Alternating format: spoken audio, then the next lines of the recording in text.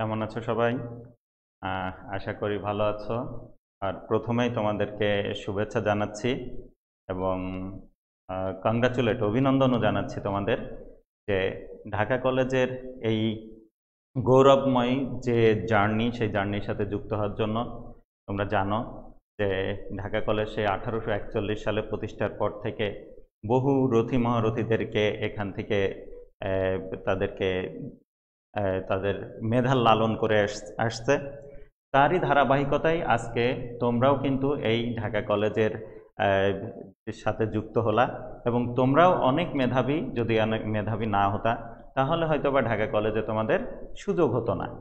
তো এই যে মেধাবী যারা, আমি মেধাকে সবসময় কি স্যালুট জানাই, তোমাদেরকে অবশ্যই আমি ধন্যবাদ জানাই, কংগ্রাচুলেট করি, অভিনন্দন জানাই যে তোমরা মেধাবী এবং তোমাদের মেধা নিয়েই তোমরা হলো আজ ঢাকা কলেজের ছাত্র হিসাবে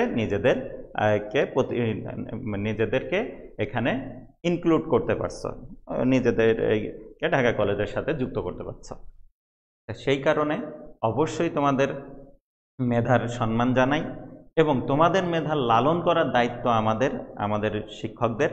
আমরা চেষ্টা করে যাব সবসময় তোমাদের মেধাটাকে লালন করা এবং বিকাশ ঘটানো। তা যাই হোক, তারই ধারাবাহিকতায় বা সেই প্রচেষ্টাতেই আমরা এই দুর্যোগময় মুহূর্তেও কিন্তু তোমাদের সামনে এই অনলাইন ক্লাসের ব্যবস্থা করছি। আমাদের ঢাকা কলেজের কর্তৃপক্ষের প্রচেষ্টায় আজকে তোমাদের সামনে এই অনলাইন ক্লাসের ব্যবস্থা হয়েছে। শুধু ঢাকা কলেজ না, আমি জানি যে আমাদের এই ক্লাসগুলোর সাথে অন্যান্য বিভিন্ন কলেজের স্টুডেন্টরাও যুক্ত থাকে। যারা যুক্ত আছে তারা আমাদের জন্য অতিথি, এই ঢাকা কলেজের জন্য তারা অতিথি। তো অতিথিদের জন্য সবসময় কি আন্তরিকতা থাকবে, তাদের উষ্ণ অভ্যর্থনা আমরা জানাবো এবং সকল শিক্ষার্থী, বাংলাদেশের যত শিক্ষার্থী আছে সকল শিক্ষার্থীদেরকে আমরা অনুরোধ করব তোমাদের মাধ্যমে তারা যেন আমাদের এই ক্লাসগুলোর সাথে যুক্ত হয়। হলে আমার মনে হয় তারা একটা ভালো কিছু, অবশ্যই আশা করি যে একটা ভালো কিছু তারা পাবে। তা যাই হোক, প্রথমে আমি আমার একটু পরিচয় দিয়ে নিই। তোমাদের সাথে যেহেতু সরাসরি পরিচিত হওয়ার সুযোগ হচ্ছে না, তাই এখানে আগে আমার পরিচয়টা দিয়ে আজকে প্রথম ক্লাস তোমাদের সাথে আমার নাম মোহাম্মদ জিল্লুর রহমান। আমি সহকারী অধ্যাপক, উদ্ভিদ বিজ্ঞান বিভাগ, ঢাকা কলেজ, ঢাকা। যদি তোমাদের সাথে সরাসরি দেখা হতো বা হবে, তো ইনশাল্লাহ আশা করি যখন হবে তখন তোমাদের সাথে আরও তোমাদের সম্পর্কে তখন আমি জানতে পারবো, তোমাদের পরিচয়, তোমাদের যে অবস্থান, সব কিছু তখন আমরা জানবো। তাই প্রথম দিন আসলে যেহেতু সরাসরি না, তোমাদের পরিচয় জানার সুযোগ ওইভাবে হচ্ছে না, কিন্তু আমার পরিচয়টা দেওয়ার সুযোগ যেহেতু আছে, তাই আমি আমার পরিচয়টা তোমাদেরকে জানাইলাম। আমি আবার বলি, আমি মোহাম্মদ জিল্লুর রহমান, সহকারী অধ্যাপক, বোটানি।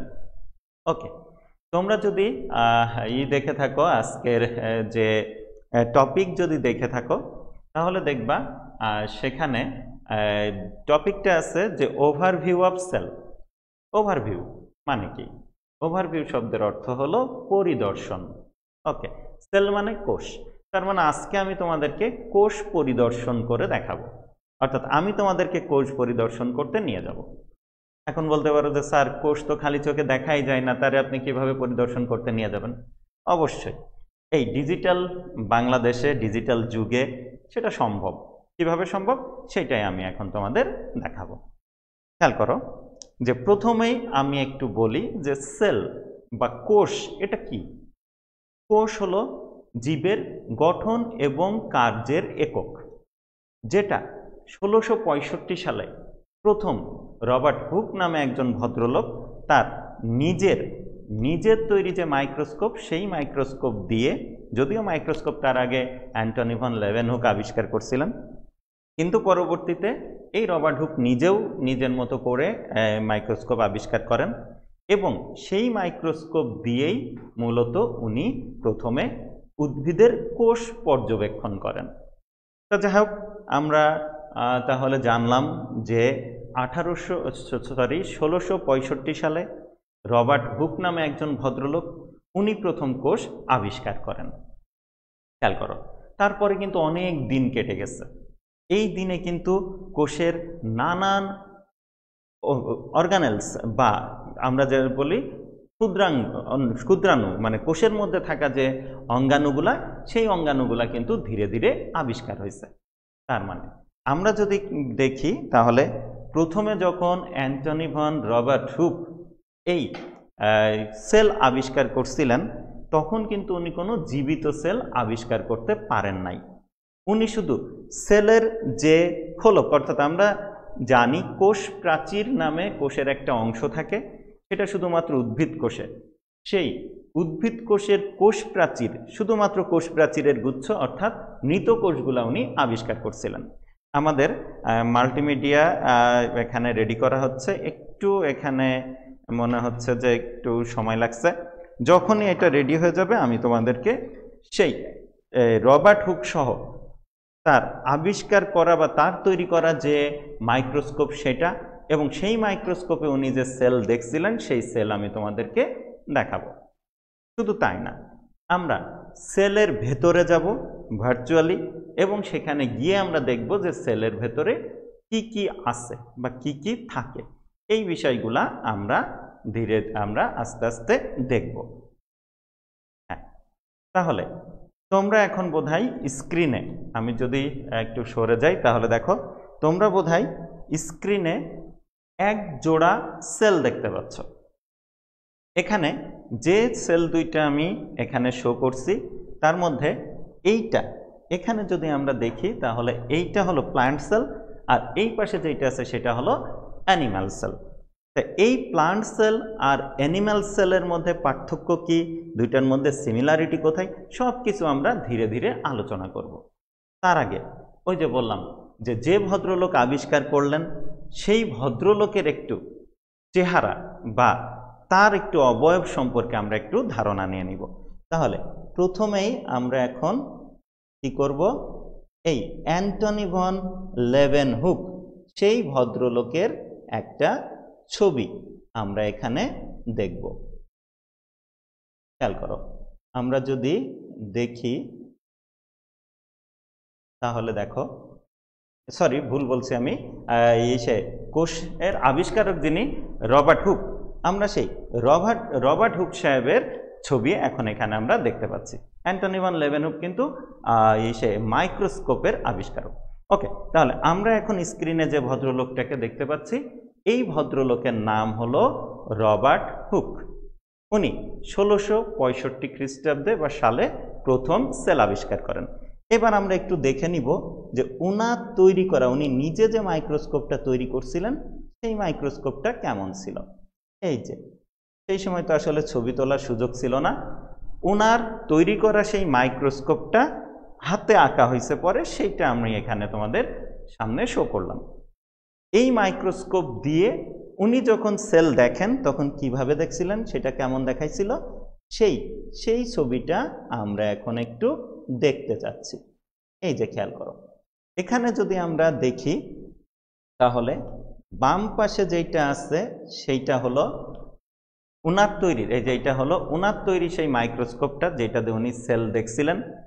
এখানে যদি দেখো তাহলে সেলগুলাকে এইভাবে উনি দেখছিলেন, সেটাকে যদি আমরা আরো বেশি জুম করি তাহলে তখন দেখতে সেইটা এমন হবে।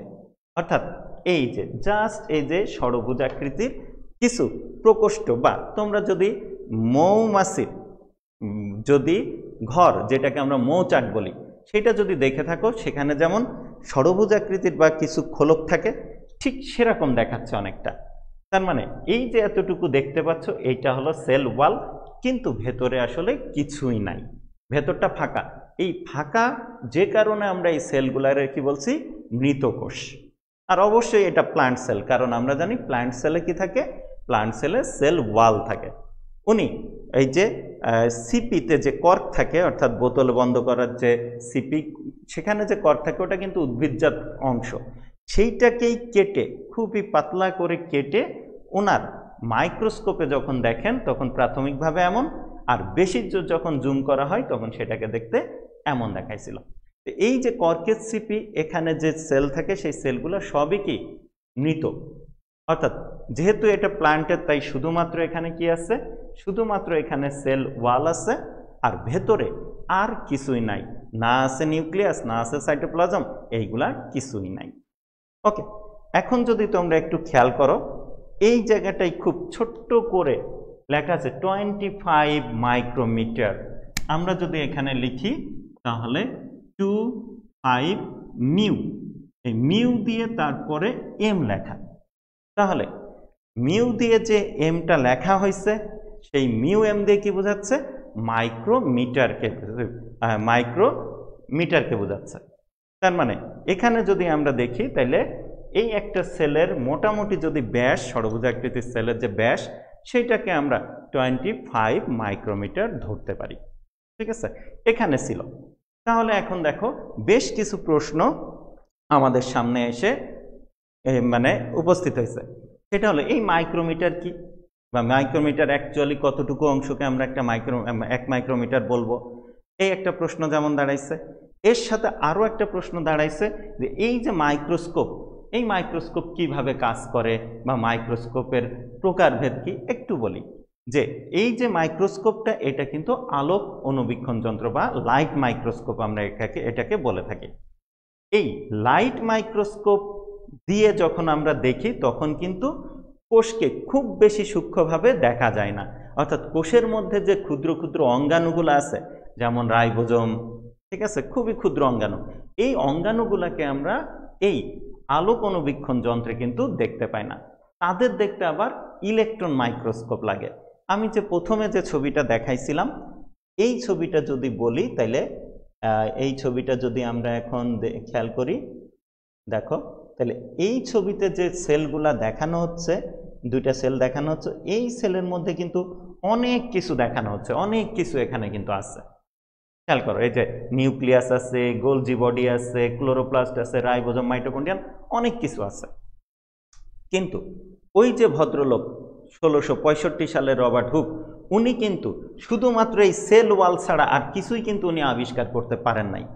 কারণ উনার যে মাইক্রোস্কোপ ছিল সেই মাইক্রোস্কোপ এত বেশি শক্তিশালী ছিল না, এক প্লাস ওই সময় কিন্তু কোনো ইলেকট্রন মাইক্রোস্কোপ ছিল না। আর ইলেকট্রন মাইক্রোস্কোপ ছাড়া এই অতি ক্ষুদ্র যে অঙ্গাণুগুলো আছে সেই অঙ্গাণুগুলা কিন্তু ডিটেক্ট করা বা তার ইমেজ তৈরি করা কিন্তু সম্ভব না। তাই এখানে আবার দেখো এই আলোচনা থেকে বেশ কয়েকটা ঘটনা বের হয়ে আসছে, কয়েকটা প্রশ্ন যাচ্ছে যে এই লাইট মাইক্রোস্কোপ বা আলোক অনুবীক্ষণ যন্ত্র কি, তারপর ইলেকট্রন মাইক্রোস্কোপ কি, তারপরে এই যে মাইক্রোমিটার টিটার, এইগুলো আবার কি। তাহলে আমরা প্রথমে একটু মাপজোক নিয়ে একটু ধারণা নিয়ে নিই। মাইক্রোমিটার বলতে আমরা কি বুঝবো সেই বিষয়টা আমরা একটু ধারণা নিয়ে নিই। কারণ পরবর্তীতে আমাদের বিভিন্ন সময়ে যখনই আমরা আলোচনা করব বা আমরা যখনই কোনো কিছু নিয়ে এই কোনো অঙ্গাণু নিয়ে আলোচনা করব, তখন এই কথাগুলা প্রায়ই ঘুরে ফিরে আমাদের সামনে আসবে, যে এত মাইক্রোমিটার, এত ন্যানোমিটার, অ্যাংস্ট্রম ইত্যাদি বিভিন্ন কথা আমাদের সামনে ঘুরে ঘুরে আসবে। তাই আমরা একটু মাপজোক সম্পর্কে একটু ধারণা নিয়ে নিই। যে ওই যে আমাদের এর আগের যে ছবিটা দেখলাম, সেখানে সেই 25 মাইক্রোমিটার বলতে অ্যাকচুয়ালি কতটুকু অংশ আমরা বুঝবো যে সেটা অ্যাকচুয়ালি বাস্তবে সেটা কতটুকু, সেটা বোঝার জন্য আমরা এই জায়গাটায় একটা স্কেলকে নিয়ে আসছি। দেখো তোমরা সবাই কম বেশি স্কেল ইউজ করে থাকো। দেখো স্কেলের একদিকে ইঞ্চি যেটারে আমরা বলি, আর একদিকে সেন্টিমিটারে ভাগ করা থাকে। দেখো এই যে এতটুকু যদি আমরা দেখি তাহলে এখানে সেন্টিমিটারে ভাগ করা আছে। যেহেতু অনেক বেশি জুম করছি তাই এখান থেকে এতটুকু কিন্তু 1 সেন্টিমিটার না, বাস্তবে যদি মাপি তাহলে এখান থেকে আসলে বেশি হবে, কিন্তু জুম করছি তোমাদের বোঝানোর জন্য। দেখো তাহলে এইটা একটা স্কেলকে জুম করা হয়েছে। জুম করার পরে দেখো এই যে এই এক ঘর থেকে এই এক ঘর, এই এক ঘর থেকে এক ঘর, এইটুকু কিন্তু 1 সেন্টিমিটার। আর এই 1 সেন্টিমিটারের মধ্যে আবার যে ছোট ছোট ঘরগুলা দেখতে পাচ্ছ, যে এখান থেকে এতটুকু, এখান থেকে এতটুকু, এখান থেকে এতটুকু, এইগুলাকে, এই প্রত্যেকটা অংশকে আমরা এক একটা মিলিমিটার বলি, 1 মিলিমিটার। তার মানে দেখো 10 মিলিমিটারে 1 সেন্টিমিটার হলো। এখন 1 মিলিমিটারের কোনো কিছু যদি হয়, সেটা তো আমরা খালি চোখে দেখতে পাই, একেবারে সাধারণভাবে আমরা খালি চোখে 1 মিলিমিটার দৈর্ঘ্যের বা আয়তনের যদি কিছু 1 স্কোয়ার মিলিমিটারের কোনো কিছু যদি হয়, আমরা খালি চোখে তাকে দেখতে পাই, সমস্যা হয় না। কারণ আমরা যেহেতু কি স্কেলের 1 মিলিমিটারকে দেখতে পাচ্ছি, এখানেও সেটা দেখতে পাবো। ওকে, তাহলে এই সে মাইক্রোস্কোপ কখন লাগবে? 1 মিলিমিটারের নিচে, অনেক নিচে চলে গেলে, যেমন এই 1 মিলিমিটারকে আমি যদি ধরি এতটুকু হলো 1 মিলিমিটার, তাহলে এই 1 মিলিমিটারকে যখন আমরা 1000 ভাগের 1 ভাগ করি, খেয়াল করো, তখন যে সাইজটা আসবে সেটাকে আমরা খালি চোখে দেখতে পাবো না, এবং সেই সাইজটাকে তখন আমরা বলবো হলো 1 মাইক্রোমিটার, অর্থাৎ 1 মিউ এম, মাইক্রোমিটার। তার মানে অনেকখানি কিন্তু বুঝে গেছো যে ওই যে রবার্ট হুক যে কোষগুলো আবিষ্কার করছিল তার নিচে আমরা দেখলাম 25 মাইক্রোমিটার তার ব্যাস দেখানো হয়েছে। তাহলে এই যে 1 মিলিমিটারকে যদি তুমি 1000 ভাগের 1 ভাগ করো, তারপরে তাকে যদি 25 গুণ করো, তাহলে ওই রবার্ট হুকের আবিষ্কৃত, রবার্ট হুক যে এইটা মানে যে কোষ আবিষ্কার করছেন, সেই কোষের, তখন যে কোষটা আবিষ্কার করছিলেন তার দৈর্ঘ্য হবে। ওকে, এরপরে যদি আমরা 1 মাইক্রোমিটারকে আবার ভাগ করি, আবার 1000 ভাগের 1 ভাগ করি, তাহলে যে সাইজটা এসে দাঁড়াবে সেইটাকে আমরা বলে থাকি 1 ন্যানোমিটার, এনএম, বা মিলিমাইক্রনও আমরা বলে থাকি। মিলিমাইক্রন বা 1 ন্যানোমিটার বলি কখন, যখন 1 মাইক্রোমিটারকে 1000 ভাগের 1 ভাগ করি। এবার এই 1 ন্যানোমিটারকেও আবার আমরা যদি 10 ভাগের 1 ভাগ করি 1 ন্যানোমিটারকে, তখন যে ভাগটা এসে, যে সাইজটা এসে দাঁড়াবে, সেইটাকে আমরা বলে থাকি 1 অ্যাংস্ট্রম। কি বলি? 1 অ্যাংস্ট্রম। অ্যাংস্ট্রমকে আমরা সাধারণত এর উপরে এই ডিগ্রি বা গোল চিহ্ন দিয়ে অ্যাংস্ট্রমকে বুঝিয়ে থাকি। ওকে, তাহলে আমরা একটু মাপযোগ সম্পর্কে ধারণা পাইলাম। দেখো, তাহলে এই হলো 1 মিলিমিটার।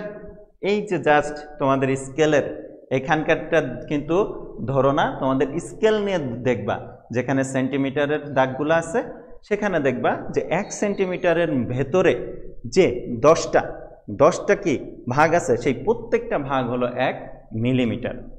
আর 1 মিলিমিটারকে যখন তুমি 1000 ভাগের 1 ভাগ করবা, তখন হয়ে যাবে 1 মাইক্রোমিটার। সেই 1 মাইক্রোমিটারকে আবার যখন 1000 ভাগের 1 ভাগ করবা, তখন হয়ে যাবে 1 ন্যানোমিটার। সেই 1 ন্যানোমিটারকে আবার যখন 10 ভাগের 1 ভাগ করবা, তখন হয়ে যাবে হলো 1 অ্যাংস্ট্রম। খেয়াল করো, এই মাপযোগ সম্পর্কে একটু ধারণা নিলাম, কারণ ওই যে বললাম কোষ পরিদর্শন করতে গেলে বা কোষ সম্পর্কে প্রপার ধারণা নিতে গেলে আমাদের কিন্তু এই মাপযোগ সম্পর্কে ধারণা স্পষ্ট থাকা জরুরি। তা না হলে ইনারা যখন মাপযোগগুলা বলবে যে এটা এমন এই সাইজের, ওইটা ওই সাইজের, তখন কিন্তু আমরা ওইটা মানে কল্পনা করতে পারবো না। তাই ভালো মতো যেন কল্পনা করতে পারো টোটাল কোষের সাইজ, নিউক্লিয়াসের সাইজ, ক্লোরোপ্লাস্ট বা যে অঙ্গাণুগুলো আছে, প্রত্যেকটা অঙ্গাণুর কিন্তু একটা নির্দিষ্ট মাপ আছে। সেই মাপগুলা যেন সহজে তুমি অনুধাবন করতে পারো, সেই জন্যই মূলত তোমাদেরকে এইভাবে আমরা আগে এই মাপযোগ সম্পর্কে একটু আলোচনা করে নিলাম। ওকে, গেল। এবার প্রশ্ন হলো যে যদি আমরা 1 মাইক্রোমিটারকে খালি চোখে না দেখতে পাই, তাহলে তাকে দেখার জন্য আমাদের কি লাগছে? মাইক্রোস্কোপ। এবার খেয়াল করো, কিছু মাইক্রোস্কোপ আছে যারা এই 1 মাইক্রোমিটার যে সাইজটা, 1 মাইক্রোমিটার সাইজটাকে হলো ডিটেক্ট করতে পারে, মানে তার ইমেজ কি তৈরি করতে পারে। আর কিছু মাইক্রোস্কোপ, ওই মাইক্রোস্কোপগুলাই আছে যারা ন্যানোমিটারে, অর্থাৎ 1 মাইক্রোমিটারকে যখন 1000 ভাগের 1 ভাগ করা হয়, তখন সেই ভাগটাকে আমরা বলে থাকি 1 ন্যানোমিটার। সেই ন্যানোমিটারে যদি কোনো কিছুর দৈর্ঘ্য বা আয়তন থাকে, তাহলে সেই অঙ্গাণুগুলাকে ওই লাইট মাইক্রোস্কোপগুলা কিন্তু আর তাদের ইমেজ তৈরি করতে পারে না। তাই এই লাইট মাইক্রোস্কোপগুলা সাধারণত মাইক্রোমিটারে যাদের সাইজ বা যাদের আয়তন মাইক্রোমিটার দিয়ে নির্ণয় করতে হয়, তাদের ক্ষেত্রে আমরা আলোক অনুবীক্ষণ যন্ত্র ব্যবহার করব। আর ন্যানোমিটার বা অ্যাংস্ট্রমে যদি কারো আয়তন বা দৈর্ঘ্য নির্ণয় করতে হয়, তাহলে তাদের ক্ষেত্রে আমরা অবশ্যই ইলেকট্রন মাইক্রোস্কোপকে ব্যবহার করব। এখন প্রশ্ন হলো, এই আলোক অনুবীক্ষণ যন্ত্র আর ইলেকট্রন অনুবীক্ষণ যন্ত্র এরা আবার কি? ওকে, আমরা এখানে একটুখানি একটা ছবি দেখব। এই ছবিতে আমরা কয়েকটা মাইক্রোস্কোপকে দেখব। তার মধ্যে প্রথমে দেখো এইটা একটা মাইক্রোস্কোপ। তোমরা কোনো ল্যাবে এই মাইক্রোস্কোপ দেখছো কিনা জানি না। এইটাকে আমরা বলে থাকি হলো সিম্পল মাইক্রোস্কোপ, সিম্পল আলোক মাইক্রোস্কোপ, অর্থাৎ লাইট মাইক্রোস্কোপের মধ্যে এটা সিম্পল টাইপের। আর একটা মাইক্রোস্কোপ আমি তোমাদেরকে এখন দেখাবো। এই মাইক্রোস্কোপটাকে আমরা, এইটাও একটা আলোক অনুবীক্ষণ যন্ত্র অর্থাৎ লাইট মাইক্রোস্কোপ। তবে এইটার ক্ষেত্রে যদি আমরা দেখি তাহলে এই আলোক অনুবীক্ষণ যন্ত্রটা কিন্তু এসে যৌগিক টাইপের অর্থাৎ কম্পাউন্ড টাইপের। এখন বলতে পারো যে এই সেই আলোক অনুবীক্ষণ যন্ত্রটাই আসলে কি। একটা বিষয় খেয়াল করো, আলোক অনুবীক্ষণ যন্ত্র কি করে, আলো পাস করে আলো চলার পথে যে সকল বস্তু অবজেক্টে কি বাধাপ্রাপ্ত হয় তাদেরকে ইমেজ তৈরি করে, সেই ইমেজকে আবার কি এনলার্জ করে হলো আমরা দেখে থাকি। তার মানে যে সকল বস্তুকে দেখার জন্য আলো কি পাস করা হয়, করে আলোর বাধাপ্রাপ্তির কারণে ইমেজ তৈরি করা হয়। এক কথায় যদি স্বাভাবিকভাবে বলি যে আলোর প্রভাবে ইমেজ তৈরি হবে এবং সেই ইমেজকে বড় করে দেখাবে যে যন্ত্রগুলা, সেইগুলাই হলো আলোক অনুবীক্ষণ যন্ত্র। যেমন আগেরটা এবং এইটা দুইটাই আলোক অনুবীক্ষণ যন্ত্র। ওকে, তাহলে আগেরটার ক্ষেত্রে যদি আমরা দেখি তাহলে সেখানে একটা মাত্র লেন্স ছিল। আমরা যদি দেখি তাহলে এই জায়গাটায় একটা মাত্র লেন্স থাকার কারণে এই যে এখানে জাস্ট একটা লেন্স আছে। এই একটা লেন্স থাকার কারণে কি হয় যে ইমেজটা জাস্ট একবার কি এনলার্জ হয়, বড় হয়। আর এরপরে যদি আমরা দেখি কম্পাউন্ড মাইক্রোস্কোপটাকে যদি দেখি তাহলে এই ক্ষেত্রেও ইমেজ তৈরির জন্য আলোর প্রবাহই ব্যবহার করা হয়, ফোটন কণায় স্রোতই ওয়েবকেই ব্যবহার করা হয়। কিন্তু সেই ক্ষেত্রে এখানে দুইবার বা একাধিকবার, আমি বলবো একাধিকবার কি ইমেজ কি হয়, এনলার্জ হয়। মনে করো এই এখানে যে একটা লেন্স আছে এখানে একবার কি বর্ধিত হবে, আবার এখানে আরেকটা লেন্স আছে সেখানে কি আরেকবার বর্ধিত হবে, হয়ে অনেক গুণ বড় হয়ে আমাদের চোখে আসবে সেই ইমেজটা। তা যাই হোক, তাহলে এই হলো আলোক অনুবীক্ষণ যন্ত্র। তাহলে আলোক অনুবীক্ষণ যন্ত্রের একেবারে সহজভাবে যদি আমরা বলি আলোক অনুবীক্ষণ যন্ত্র সম্পর্কে, তাহলে আলোক অনুবীক্ষণ যন্ত্র অ্যাকচুয়ালি আলোর প্রবাহ দ্বারা বা ফোটন কণার ওয়েভ দ্বারা ইমেজ তৈরি করা হয়। সেই ইমেজগুলাকে এনলার্জ করে বা বড় করে দেখা হয়। এই যন্ত্রগুলাকে আমরা বলে থাকি আলোক অনুবীক্ষণ যন্ত্র। তবে কিছু কিছু অঙ্গাণু আছে বা কোষের মধ্যে ছোট্ট ছোট্ট কিছু অঙ্গাণু থাকে, যে অঙ্গাণুগুলাকে কি করে, যদি তুমি ফোটন কণা দিয়ে তার ইমেজ তৈরি করতে চাও, ফোটন কণা সেটাকে পাস করে চলে যায়। কারণ ফোটন কণার যে তরঙ্গ দৈর্ঘ্য অর্থাৎ আলোর যে তরঙ্গ দৈর্ঘ্য, সেই তরঙ্গ দৈর্ঘ্য যদি আমরা সব থেকে ছোট তরঙ্গ দৈর্ঘ্য হিসাব করি তাহলে সেটা হয় 380 ন্যানোমিটার। এই এমন বা 400, কেউ বা এরকম 380 থেকে 400 ন্যানোমিটারের মধ্যে হয়ে থাকে তরঙ্গ দৈর্ঘ্য। তাহলে যার তরঙ্গ দৈর্ঘ্য 380 বা 400 ন্যানোমিটারের, তারা কি করে, তারা এই 380 বা 400 ন্যানোমিটারের নিচের যদি কোনো, তার থেকে ছোট যদি কোনো বস্তু থাকে, তাহলে সেই বস্তুকে দেখার জন্য যখন তুমি ফোটন কণাকে কি, ফোটন কণার ওয়েভ যদি সেখানে দিয়ে দাও, তাহলে সেই ফোটন কণাগুলো কি করে, যাওয়ার সময় সেখানে বাধাপ্রাপ্ত তো হয় না, তরঙ্গ দৈর্ঘ্য বেশি হওয়ার কারণে সেই অঙ্গাণুগুলাকে পাস করে চলে যায়, তাই কোনো ইমেজই তৈরি হয় না। খেয়াল করো, তো সেই কারণে কি করে যে ইলেকট্রনের প্রবাহ, ফোটনের পরিবর্তে ইলেকট্রনের প্রবাহ তৈরির মাধ্যমে কিছু মাইক্রোস্কোপ কি করে, ইমেজ অর্থাৎ অতি ক্ষুদ্র কণাগুলার, কোষের মধ্যে থাকা অতি ক্ষুদ্র কণাগুলার ইমেজ তৈরি করে থাকে। তাদেরকে আমরা বলে থাকি ইলেকট্রন মাইক্রোস্কোপ। আমরা যদি একটু এখানে দেখি তাহলে দেখো এখানে আমরা একটা ইলেকট্রন মাইক্রোস্কোপকে দেখতে পাবো। এই যে এখানে একটা ইলেকট্রন মাইক্রোস্কোপ আছে। আমরা একটু যদি ভিডিওটা একটু রান করি, দেখো এখানে যদি দেখি তাহলে এইটা হলো সেই ইলেকট্রন মাইক্রোস্কোপ। তোমরা দেখতে পাচ্ছ বেশ বড় সড়ো একটা মাইক্রোস্কোপ, ইলেকট্রন মাইক্রোস্কোপ। কিভাবে কাজ করে আমরা একটু দেখি। খেয়াল করো, এই ইলেকট্রন মাইক্রোস্কোপ যদি দেখি, এই যে দেখো, তাহলে এখানে যদি আমরা একটু ট্রান্সপারেন্ট করে ভেতরের দিকে দেখি তাহলে এই অংশটাকে বলা হয় ইলেকট্রন গান। যেখান থেকে দেখো ইলেকট্রন বিম বলা হচ্ছে বের হয়ে আসছে, অর্থাৎ ইলেকট্রনের প্রবাহ বের হয়ে আসছে।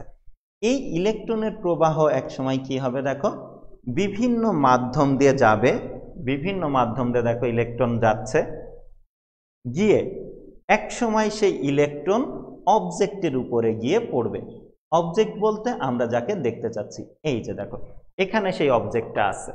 তাহলে এখানে বস্তুটাকে রাখছি, যাদেরকে আমরা দেখতে চাচ্ছি, তার উপরে ইলেকট্রনের প্রবাহ বা ইলেকট্রনের ওয়েভ সেখানে আমরা ফেললাম। এই মেশিনটার কাজ হলো এটা। করার পরে কি হবে এক সময় দেখো, আমরা যদি দেখি তাহলে এক সময় এই যে দেখো এই যে ইলেকট্রনের প্রবাহ আসলো, এই যে এখানে অবজেক্ট আছে, অবজেক্টের উপর এসে পড়লো, অবজেক্টের উপরে এসে পড়ার পরে দেখো সেই ইলেকট্রনের ওয়েভগুলা কি করলো, বিভিন্ন দিকে ছড়িয়ে গেল, রিফ্লেক্ট করলো।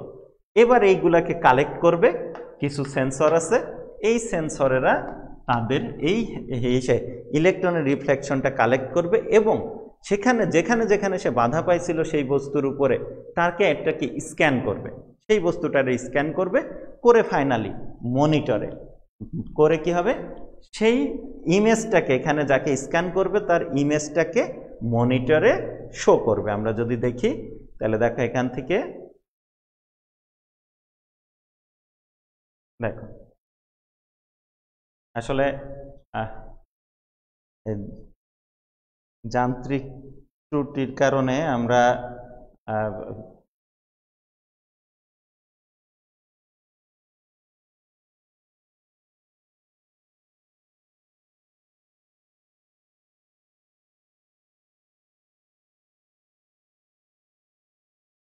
আচ্ছা, তাহলে ওখান থেকে ইমেজটা কালেক্ট করে এক সময় মনিটরে শো করবে। এই যে দেখো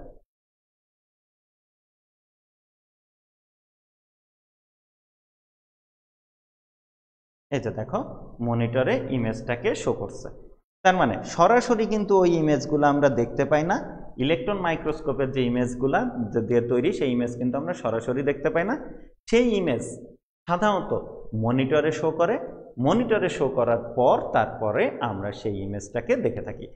তা যাই হোক, তাহলে এখানে দেখো মোটামুটি আমরা একটু মাইক্রোস্কোপ সম্পর্কে ধারণা পাইলাম, আমরা যে মাপজোক সম্পর্কে একটু ধারণা পাইলাম, কিন্তু এই ধারণাগুলা কিন্তু কিসের জন্য, কোষকে বোঝার জন্য, কোষের অঙ্গাণু টঙ্গাণু যখন আমরা বুঝবো, দেখবা কখনো বলবে আলোক অনুবীক্ষণ যন্ত্রে দৃষ্ট, কখনো বলবে ইলেকট্রন মাইক্রোস্কোপে দৃষ্ট, এই জাতীয় বিভিন্ন কথাবার্তা আসবে। তাই আগে আমরা ইলেকট্রন মাইক্রোস্কোপ কি আর আলোক অনুবীক্ষণ যন্ত্র কি অর্থাৎ লাইট মাইক্রোস্কোপ কি, এই বিষয়গুলো আমরা একটু কি ক্লিয়ার করার চেষ্টা করলাম এবং এই মাপজোক সম্পর্কে একটু ধারণা নিলাম, যেন আমাদেরকে এই করতে মানে আমাদের কল্পনা করতে সুবিধা হয় যে কোন অঙ্গাণুটা কেমন বা পুরা কোষের সাইজটা যখন বলা হবে সেটা অ্যাকচুয়ালি কত বড় হচ্ছে, এই বিষয়গুলা ভালো মতো অনুধাবনের জন্যই মূলত আমরা আলোচনা করলাম।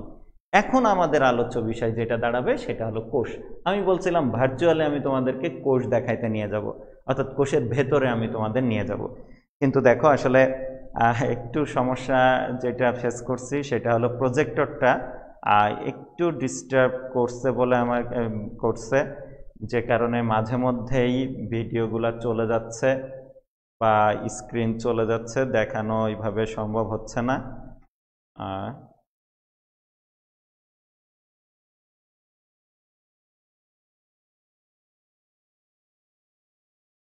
আচ্ছা, ওকে, তাহলে আমরা এখন দেখি একটা সেলকে একটু দেখার চেষ্টা করতে পারি। আমরা খেয়াল করো, আমরা এখন একটা সেলকে দেখার চেষ্টা করতে পারি। ওভারভিউ অফ সেল স্ট্রাকচার, আমরা সেলের ভেতরে ধীরে ধীরে প্রবেশ করব। ওকে, এই যে আমরা দেখতে পাচ্ছি এইটা হলো একটা ইঁদুর। ইঁদুর অবশ্যই কি জীব, তা উন্নত ধরনের জীব যায় ভেতরে। এই যে আমরা যখন ইঁদুরের ভেতরে ঢুকলাম তখন আমরা কি দেখতে পাচ্ছি, এই যে ক্ষুদ্র ক্ষুদ্র যে এককগুলা দেখতে পাচ্ছি, এই প্রতিটা একক হলো এক একটা কোষ। আমি এই কোষের মধ্যে নিয়ে যাব, সমস্যা নেই। তার আগে একটু তোমাদের উদ্ভিদের মধ্যে আমরা গিয়ে দেখে আসি যে উদ্ভিদের মধ্যে এমন কিছু পাই কিনা। ওকে, এই যে দেখো আমরা একটা উদ্ভিদের পাতার মধ্যে যাচ্ছি।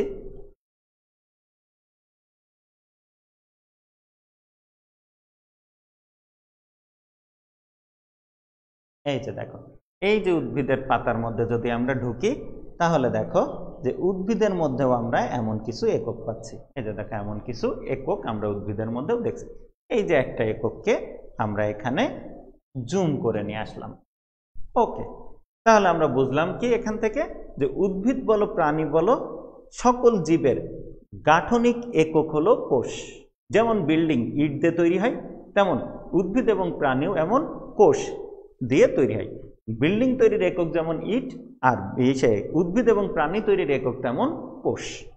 ওকে, এবার আমরা প্রথমে যে কোষটার মধ্যে গেছিলাম সেই কোষটাতেই অর্থাৎ প্রাণী কোষের মধ্যেই আমরা একটু ঢুকে দেখে অ্যাকচুয়ালি কোষের মধ্যে কি কি থাকে এইগুলা নিয়ে আমরা একটু দেখে নিই যে কোষের মধ্যে কি কি থাকে। খেয়াল করো, ধীরে ধীরে আমরা আগাই। এই যে ইঁদুর শরীরে কোষ। ওকে, এবার যদি আমরা দেখি একটাকে আমরা আলাদা করছি, প্রত্যেকটা কোষের তিনটে অংশ কি কমন থাকবেই। কি এই যে বাইরে একটা পর্দা, যে পর্দাটাকে আমরা বলে থাকি প্লাজমা মেমব্রেন, এটা থাকবে।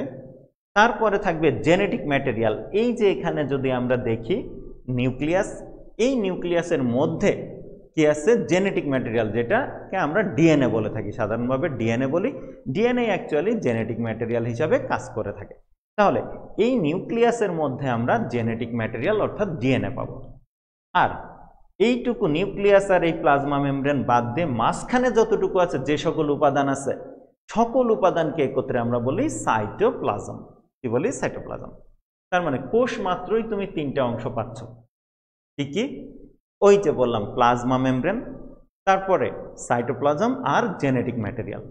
কিছু কোষ আছে যে কোষে নিউক্লিয়াস থাকে না, অর্থাৎ পর্দা আবৃত এমন কোনো অঙ্গাণু থাকে না, কিন্তু ভেতরে জেনেটিক ম্যাটেরিয়াল ঠিকই থাকে। তার মানে জেনেটিক ম্যাটেরিয়াল তুমি প্রায় সকল কোষেই পাবা। কিছু কিছু কোষে দেখা যায় যে নাই, যেমন লোহিত রক্তকণিকা, সেইগুলো নিয়ে আমরা পরে আলোচনা করব। তার মানে অধিকাংশ কোষে আমরা বলতে পারি সাধারণত কোষ তিনটা অংশ নিয়ে গঠিত, তিনটা অংশ কোষে থাকবেই কমন। কি একটা কি পর্দা, যেটাকে আমরা প্লাজমা মেমব্রেন বলে থাকি।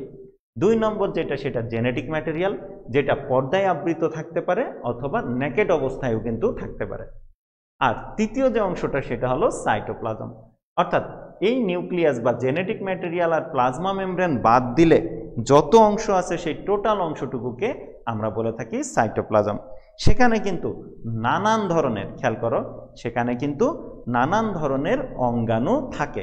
সেইগুলা নিয়েই আমরা সাইটোপ্লাজমে কি কি অঙ্গাণু থাকে সেইটাই কিন্তু আমরা এখন ধীরে ধীরে হলো দেখতে থাকব। ওকে, এবার আমরা আগাই। যেটা এখন সেল মেমব্রেনকে বোঝাচ্ছে, এই যে সাইটোপ্লাজম, যেটা জেলি লাইক ফ্লুইড।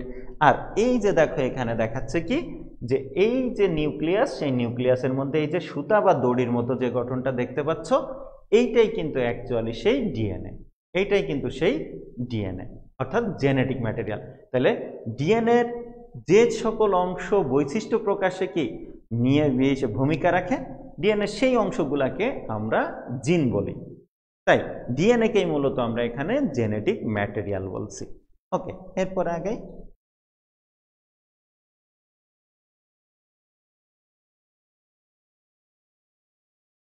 আচ্ছা, এখানে আমরা দেখতে পাচ্ছি দুইটা ভিন্ন টাইপের, দুইটা ব্রড ক্যাটাগরি, সেই কোষের দুইটা ব্রড ক্যাটাগরি আছে। একটাকে আমরা বলে থাকি ইউক্যারিওটিক সেল, আরেকটা ক্যাটাগরিকে আমরা বলে থাকি প্রোক্যারিওটিক সেল। কখন? ওই যে কোষগুলাতে কি থাকবে, নিউক্লিয়াস অর্থাৎ একটা আবরণ থাকবে, আবরণের মধ্যে জেনেটিক ম্যাটেরিয়াল থাকবে, সাথে কোষগুলা বেশ বড় হবে, সাইটোপ্লাজমে বিভিন্ন অঙ্গাণু থাকবে, তাদেরকে আমরা বলবো ইউক্যারিওটিক সেল। আর প্রোক্যারিওটিক সেলে কি হবে, just plasma membrane, genetic material আর রাইবোজোম ছাড়া তেমন কোনো সাইটোপ্লাজমে অঙ্গাণু যেমন ক্লোরোপ্লাস্ট, মাইটোকন্ড্রিয়ান, গোলজি বডি ইত্যাদি থাকবে না। এই ধরনের কোষগুলাকে আমরা বলে থাকি হলো প্রোক্যারিওটিক সেল। তাহলে এটা হলো ইউক্যারিওটিক সেল, দেখতে পাচ্ছি আমরা। আর এরপরে এটা আমরা পাবো কোথায়, এই ইউক্যারিওটিক সেলগুলো কোথায় পাই, এই যে উদ্ভিদ এবং প্রাণী কোষে আমরা ইউক্যারিওটিক সেল পেয়ে থাকি। ওকে, এবার আমরা যেটা দেখব সেটা হলো প্রোক্যারিওটিক সেল। এই যে এখানে যে সেলটা দেখতে পাচ্ছি সেটা দেখো প্রোক্যারিওটিক সেল। আছে কি খেয়াল করো, এই যে প্লাজমা মেমব্রেন কিন্তু ঠিকই আছে, পাতলা আবরণ ঠিকই আছে। এই যে সুতার মতো যে গঠনটা দেখতে পাচ্ছ এইটাই হলো সেই ডিএনএ বা জেনেটিক ম্যাটেরিয়াল আছে। আর এছাড়া এই প্লাজমা মেমব্রেন আর সুতা বাদে ভেতরে যে সমুদয় পদার্থ আছে সেই টোটাল পদার্থটাকে আমরা বলছি সাইটোপ্লাজম। সাইটোপ্লাজমও কিন্তু আছে। সেই কারণে দেখো ইউক্যারিওটিক সেল হোক প্রোক্যারিওটিক সেল হোক, তিনটা অংশ কিন্তু কমন সেলে। কি কি? মেমব্রেন, জেনেটিক ম্যাটেরিয়াল আর সাইটোপ্লাজম। ওকে, এরপরে আমরা একটু দেখব অর্গানেলস নিয়ে।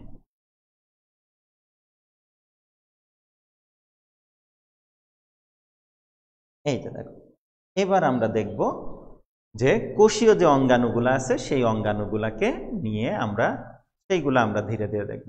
এই যে আমরা কোষের মধ্যে ঢুকে পড়লাম, বলছিলাম প্রথমে যে ভার্চুয়ালি তোমাদেরকে কিন্তু কোষ পরিদর্শনে নিয়ে যাব, অর্থাৎ কোষের মধ্যে কিন্তু আমরা এখন ঢুকে গেছি দেখো ভার্চুয়ালি।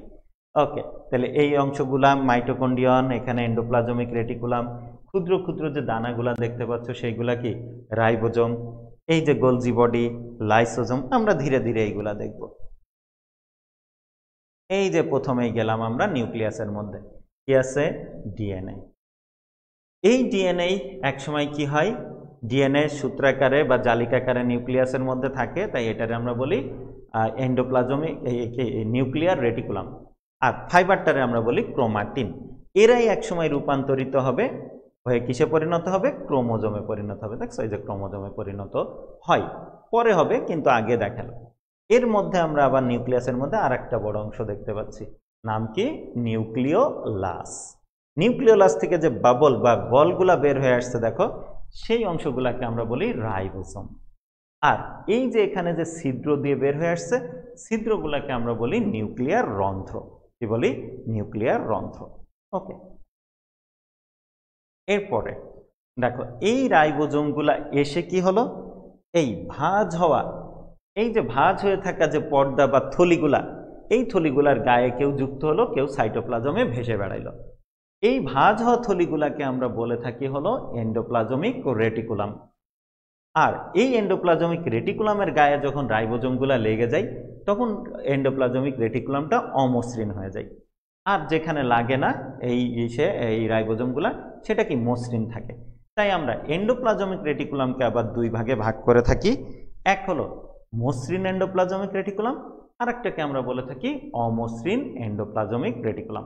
তার মানে এন্ডোপ্লাজমিক রেটিকুলাম আবার প্রধানত দুই প্রকার, মসৃণ, অমসৃণ। সেই হিসাবে আবার আমরা এই রাইবোজোমগুলাকেও দুই ভাগে ভাগ করে ফেলতে পারি। যে সকল রাইবোজোম এই এন্ডোপ্লাজমিক রেটিকুলামের গায়ে লেগে থাকে তাদেরকে আমরা বলে থাকি হলো যুক্ত রাইবোজোম। আর যে সকল রাইবোজোম সাইটোপ্লাজমে ভেসে বেড়ায় তাদেরকে আমরা বলে থাকি মুক্ত রাইবোজোম। ওকে, তাহলে আমরা যুক্ত রাইবোজোম কি বুঝলাম, মুক্ত রাইবোজোম কি বুঝলাম, অমসৃণ এন্ডোপ্লাজমিক রেটিকুলাম কি বুঝলাম, মসৃণ এন্ডোপ্লাজমিক রেটিকুলাম কি সেটাও বোধহয় বুঝলাম। ওকে,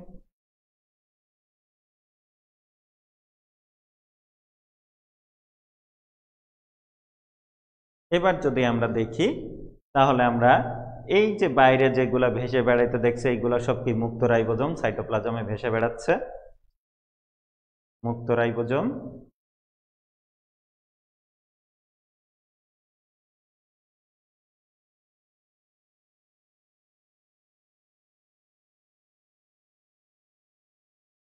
আর এই যে অংশ যেটা এইগুলারে আমরা দেখে থাকি গোলজি বডি। এই যে দেখো গোলজি বডি কি হচ্ছে, এইগুলা আমরা পরবর্তীতে আলোচনা করব। আচ্ছা, প্ল্যান্ট সেল যদি হয় তাহলে সেখানে থাকবে কি সেল ভ্যাকুয়াল থাকবে, ক্লোরোপ্লাস্ট থাকবে। অ্যানিম্যাল সেলে আবার লাইসোজোম নামক বিশেষ ধরনের গার্বেজ কালেক্টর থাকবে। তো যাই হোক, এইভাবে যদি আমরা হিসাব করি তাহলে একটা কোষে নানান ধরনের অঙ্গাণু আমরা দেখব। মোটামুটি আমরা এই ভিডিও থেকে বন্ধ, তাহলে না আমরা এখন এই যে ভিডিওটা আমরা যেটা দেখার চেষ্টা করলাম, আমি জানি না আসলে তোমরা কতটা ক্লিয়ার দেখতে পাচ্ছ বা কতটা দেখতে পেরেছো এই পর্যন্ত। আসলে একটু যান্ত্রিক ত্রুটির কারণে বোধহয় ভিডিওগুলা খুব স্পষ্টভাবে তোমরা দেখতে পেরেছো কিনা আমার একটু সন্দেহ আছে। আমি অবশ্যই পরবর্তীতে যখন ক্লাসগুলো নিব সেখানে তো অবশ্যই আমাদের প্রত্যেক ক্লাসে এই ভিডিওগুলো দরকার হবে, বিভিন্ন ধরনের ভিডিও। তখন প্রজেক্টর বা অন্যান্য যে এইগুলো আছে সেগুলো অবশ্যই সেখানে সুন্দরভাবে আবার মানে সুন্দরভাবে উপস্থাপন করার চেষ্টা করব ইনশাল্লাহ। তা যাই হোক, তাই যতটুকু দেখতে পারছো বুঝতে পারছো তাতে মোটামুটি আমরা এখন যে একটা সামারিতে আসতে পারি বা যে একটা সিদ্ধান্তে আসতে পারি যে কোষ মাত্রই তিনটা অংশ থাকবেই, কোষ হইলেই তিনটা অংশ থাকবেই। কি কি? প্লাজমা মেমব্রেন, জেনেটিক ম্যাটেরিয়াল আর সাইটোপ্লাজম থাকবেই। তারপরে কি? কোষে যে প্রধানত কোষ দুই প্রকার, প্রোক্যারিওটিক আর ইউক্যারিওটিক। প্রোক্যারিওটিকে এই তিনটা অংশ থাকে, তবে জেনেটিক ম্যাটেরিয়াল কোনো পর্দায় আবৃত থাকে না, কোষগুলা তুলনামূলক ছোট থাকে, আর সাইটোপ্লাজমে তেমন কোনো অঙ্গাণু থাকে না রাইবোজোম ছাড়া। আর ইউক্যারিওটিক সেল তুলনামূলক বড়, উদ্ভিদ এবং প্রাণীতে আমরা দেখে থাকি, আর প্রোক্যারিওটিক সেল সাধারণত ব্যাকটেরিয়াতে, সায়ানোব্যাকটেরিয়াতে আমরা দেখে থাকি। ওকে, তাহলে ইউক্যারিওটিক সেল তুলনামূলক বড়, সেখানে সুগঠিত নিউক্লিয়াস থাকে, অর্থাৎ জেনেটিক ম্যাটেরিয়াল পর্দা আবৃত হয়ে সুন্দর একটা গোল অঙ্গাণুর মধ্যে অবস্থান করে। সাথে সাইটোপ্লাজমে নানান ধরনের অঙ্গাণু সেখানে থাকে। যেমন কি কি দেখলাম আমরা? যদি উদ্ভিদ এবং প্রাণী কোষ নির্বিশেষে কি Golgi body, endoplasmic reticulum, ribosome, তারপর এইগুলা উদ্ভিদ প্রাণী নির্বিশেষে এই অঙ্গাণুগুলা তুমি পাবা, ঠিক আছে? আর যদি আমরা বলি উদ্ভিদ কোষে আছে কিন্তু প্রাণী কোষে নাই, এমন কিছু অঙ্গাণু যেমন ক্লোরোপ্লাস্ট, কোষ গহ্বর, এইগুলা উদ্ভিদ কোষে আছে কিন্তু প্রাণী কোষে নাই। আবার প্রাণী কোষে আছে উদ্ভিদ কোষে নাই এমন কিছু আমরা পেয়ে থাকি সাধারণত, যেমন কি সেন্টিওল, যদিও সেন্টিওল কিছু নিম্ন শ্রেণীর উদ্ভিদ কোষে থাকে। তারপর কি লাইসোজোম, লাইসোজোম সকল প্রাণী কোষে থাকে, যেমন শ্বেত রক্তকণিকাতে অনেক বেশি থাকে লাইসোজোম, কিন্তু ম্যাক্সিমাম উদ্ভিদ কোষে লাইসোজোম থাকে না, বাট লাইসোজোমের মতো কিছু অঙ্গাণু আমরা কিছু কিছু উদ্ভিদ কোষে পেয়ে থাকি। তো যাই হোক, আমি ঠিক মানে কনক্লুশন যেটা আসলাম সেটা হলো যে কোষ নিয়ে আলোচনা করার পরেও যান্ত্রিক ত্রুটির কারণে তোমরা কতটুকু এনজয় করলা সেটা আমি একটু সন্দিহান আছি। তবে এরপর থেকে ইনশাল্লাহ যান্ত্রিক ত্রুটি যেটা, এটা তো যন্ত্রের উপরে তো আসলে ওইভাবে বিশ্বাস সবসময় থাকে না। এরপর থেকে ইনশাল্লাহ আমরা আগে থেকেই যন্ত্র, এটা করা ছিল, টেস্ট করা ছিল, কিন্তু হঠাৎ করে এই প্রবলেমটা শুরু হলো। আগামী ক্লাসে ইনশাল্লাহ আমরা আবার নতুন প্রজেক্টর দিয়ে সুন্দরভাবে আমরা ক্লাসগুলো আবার অ্যারেঞ্জ করব। ততদিনে ভালো থাকো, দেখা হবে পরবর্তীতে। ধন্যবাদ সবাইকে।